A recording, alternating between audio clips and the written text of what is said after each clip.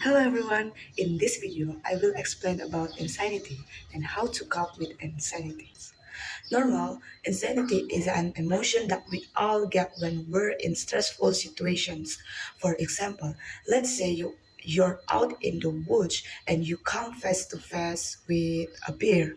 This will probably make you feel a little bit anxious and you'll probably want to start running like crazy.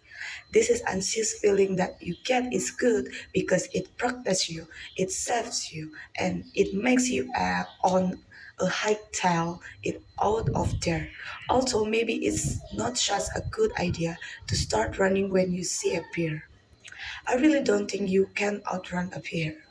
Insanity helps us meet our deadlines at work and deal with emergencies in life. But when this insanity emotion is taken to the extreme and arises in a situation which don't pose a real threat, then that's when you might have an insanity disorder. For example, people with generalized anxiety disorder worry excessively and constantly about everything going on in their lives, and they find it very difficult to control this worry. They also have symptoms like restlessness, fear, they find it hard to fall asleep at night, and they can't concentrate on thoughts. So, what are some of the coping research and how can we use them to lower our anxiety? All too often, we're given medication for mental disorders, but it doesn't always work in the long run. Symptoms often come back and you're back to where you started. So here's something else to consider. The way you cope or handle things has a direct impact on how much anxiety you're experiencing. And if you tweak the way you're coping, then you can lower your anxiety. So what are some of these coping research and how can we use them to lower our anxiety? And before I dive into what they are, I like to point out, and I think this is so interesting. You can develop this coping research or coping skills on your own through the things that you do. You can take charge of your anxiety and lower it, which is I think it's so empowering.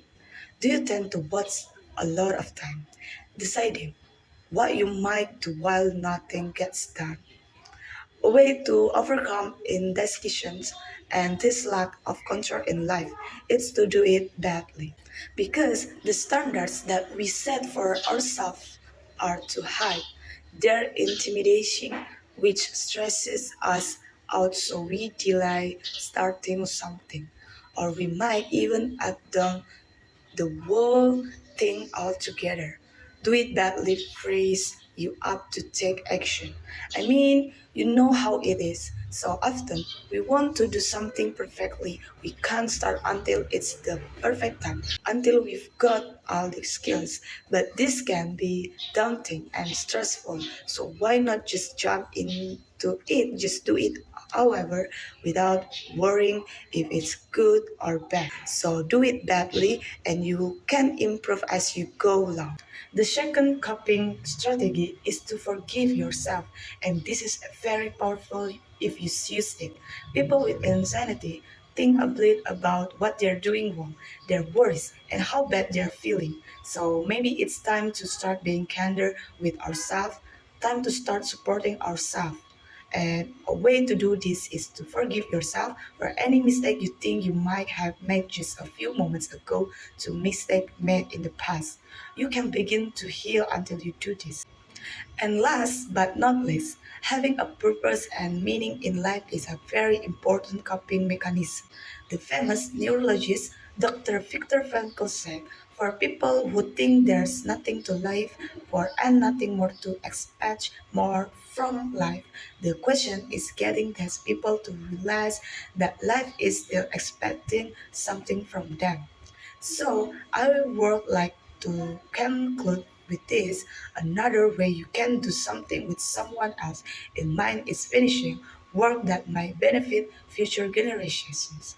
Even if these people will never realize what you've done for them, it doesn't matter because you will know, and this will make you realize the uniqueness and importance of your life.